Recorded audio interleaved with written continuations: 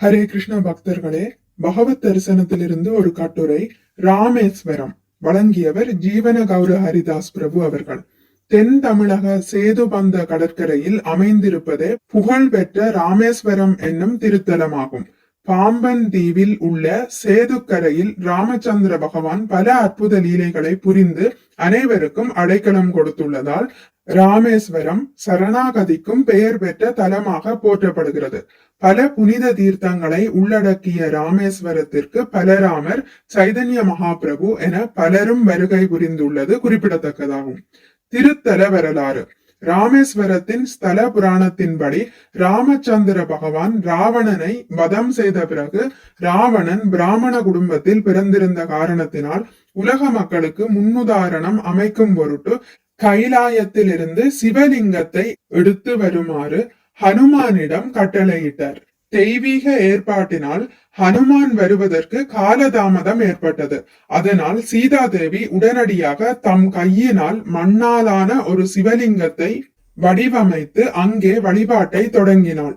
கைலாயத்திலிருந்து சிவலிங்கத்துடன் வந்த ஹனுமான் தமது சிவலிங்கம் வழிபடப்பட வேண்டும் என விரும்பியதால் ராமச்சந்திர பகவான் அவரிடம் மண்ணாலான சிவலிங்கத்தை நகர்த்துமாறு கூற, ஹனுமான் எவ்வளவோ முயற்சித்தும் சீதையினால் செய்யப்பட்ட மண் சிவலிங்கத்தை நகர்த்த இயலவில்லை.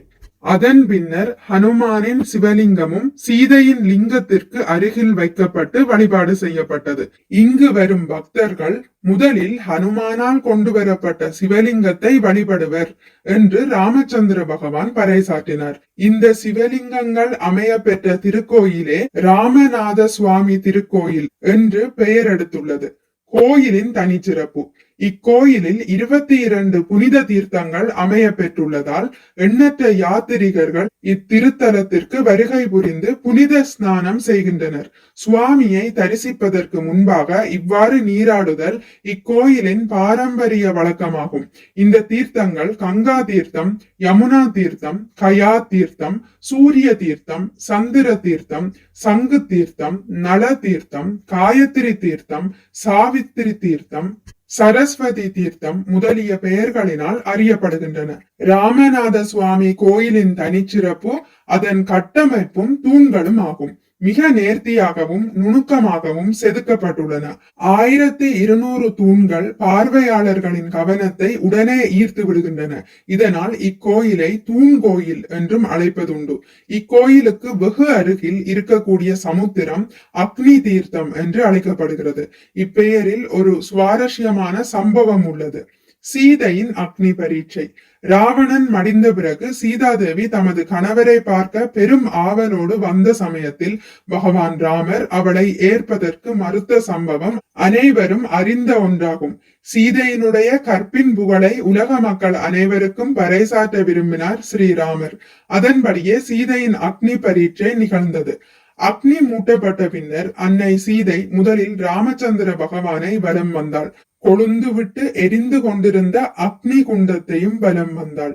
எனது மனம் ஒரு கணமேனும் ராமச்சந்திர பகவானை மறந்து பிறரை விரும்பி இருந்தால் இந்த அக்னி என்னை எரிக்கட்டும் என கூறி சீதை அக்னி பிரவேசம் செய்தாள்.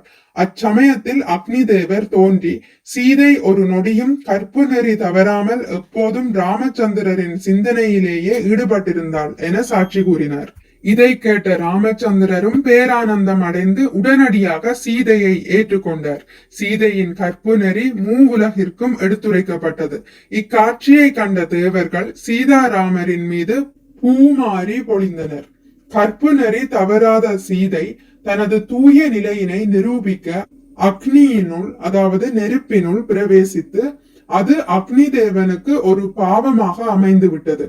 அவர் அப்பாவத்தினை ராமேஸ்வரத்தில் உள்ள சிவபெருமானை வேண்டி இந்த சமுத்திரத்தில் நீராடி போக்கினார். எனவே அக்னி தேவர் நீராடி அந்த இடம் அக்னி தீர்த்தம் என்று பெயர் பெற்றது. தனுஷ்கோடி தீர்த்தம். ராமேஸ்வரத்தில் இருந்து 18 கிலோமீட்டர் தொலைவில் அமைந்திருப்பதே தனுஷ்கோடி தீர்த்தமாகும். சேதுக்கரையில் வானர படைகள் அமைந்த பாலம் பல மைல் அகலம் கொண்டதாகும். ராவணனுடனான போர் முடிந்த பிறகு அப்பாலத்தை பயன்படுத்தி வேறு சில அசுரர்கள் தாக்க கூடாது என விபீஷணர் கேட்டுக்கொண்டதற்கு இணங்க ராமச்சந்திர பகவான் அப்பாலத்தை ஒரே அம்பினால் 3ஆக உடைத்தெறிந்தார்.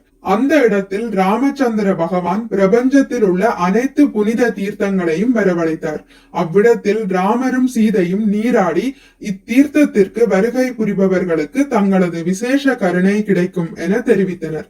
அதே ராமச்சந்திர பகவான் பிறகு சைதன்ய மகாபிரபுவாக அவதரித்த போது இவ்விடத்திற்கு வருகை புரிந்து நீராடினார் என்பதும் குறிப்பிடத்தக்கது. சைதன்ய சரிதாமிருதம் மத்திய லீலை 9.199. கோதண்டராம சுவாமி கோயில் ராமேஸ்வரத்திலிருந்து 12 கிலோமீட்டர் தொலைவில் உள்ளதே கோதண்டராம சுவாமி கோயில். இவ்விடத்தில் ராமச்சந்திர பகவான் தம்மிடம் சரணடைந்த விபீஷணரை மன்னராக முடிசூட்டினார்.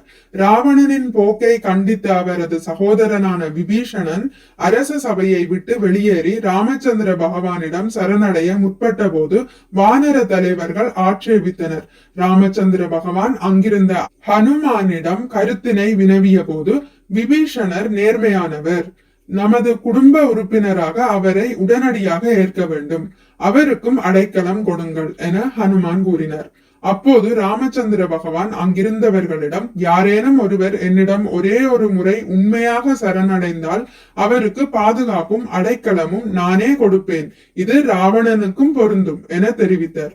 அதனால் இத்திருத்தலம் சரணாகதி கஷேத்திரம் என்றும் போற்றப்படுகிறது.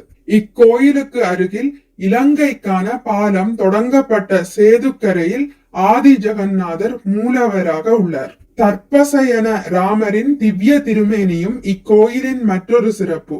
வில்லுண்டி தீர்த்தம். அன்னை சீதா தேவியின் தாகத்தை போக்க ராமச்சந்திர பகவான் கடலில் வில்லை ஊன்றிய போது அவ்விடத்தில் சுவையான நீர்ப்பெருக்கு ஏற்பட்டது. அதை பருகிய சீதா தேவி மிகவும் திருப்தி அடைந்தாள். இப்பகுதி இன்று ஒரு கிணறாக உள்ளது. கடலுக்குள் சிறிது தூரம் சென்றால் பார்க்க முடியும். இதை காண்பதற்கு குறுகலான பாலமும் அமைக்கப்பட்டுள்ளது. இந்த அற்புத தீர்த்தம் ராமேஸ்வரத்திலிருந்து 7 கிலோமீட்டர் தொலைவில் உள்ளது. கந்தமதன பர்வதம். ராமேஸ்வரத்திலிருந்து சற்று தொலைவில் அமைந்துள்ள கந்தமதன குன்றின் மீது ராமச்சந்திர பகவானும் வானர படைகளும் நின்றபடி இலங்கை செல்வதற்கான திசையையும் திட்டத்தையும் வகுத்தனர். ராமச்சந்திர பகவானின் திருப்பாத அடிச்சுவடுகளை இன்றும் இக்கோயிலில் காணலாம். இதர ஸ்தலங்கள். ராமர் இளைப்பாறிய இடமான ராம தீர்த்தம் ராமநாத சுவாமி கோயிலுக்கு அருகில் உள்ளது. இத்தீர்த்தத்திற்கு வெகு அருகிலேயே லக்ஷ்மண தீர்த்தம் அமைந்துள்ளது. ராமர் தமது ஜடாமுடியினை அலம்பிய இடமான ஜடா தீர்த்தம் தனுஷ்கோடிக்கு போகும் பாதையில் அமைந்துள்ளது. மேலும் பற்பல முக்கியமான இடங்கள் ராமேஸ்வரத்தில் அமைய பெற்றுள்ளன. ராமாயண பாடங்கள். ராமச்சந்திர பகவான் தமது திவ்யமான லீலையில் பல ஆழமான உபதேசங்களை உலக மக்களின் நன்மைக்காக எடுத்துரைத்துள்ளார். ராமச்சந்திர பகவானை பக்தர்கள் பக்தி தொண்டின் மூலமாக அணுகுகின்றனர். ராமரும் அவர்களது சிறிய முயற்சியை கூட வெகுவாக பாராட்டுபவராக உள்ளார். ராமச்சந்திர பகவானின் லீலா ஸ்தலமாக ராமேஸ்வரம் திகழ்வதால் பக்தர்கள் இத்திருத்தலத்திற்கு வருவதில் மிகவும் முனைப்புடன் உள்ளனர். மிக்க நன்றி. ஹரே கிருஷ்ணா. உங்களுக்கு இந்த வீடியோ பிடித்திருந்தால் லைக் பண்ணுங்கள், ஷேர் பண்ணுங்கள், சப்ஸ்கிரைப் பண்ணுங்கள். நோட்டிபிகேஷன் பெல்லை அழுத்துவதன் மூலம் அடுத்த பதிவுகள் உங்களை வந்தடையும். பகவான் ஸ்ரீ கிருஷ்ணரை பற்றி கேட்டு மகிழ்வோம். ஹரே கிருஷ்ணா.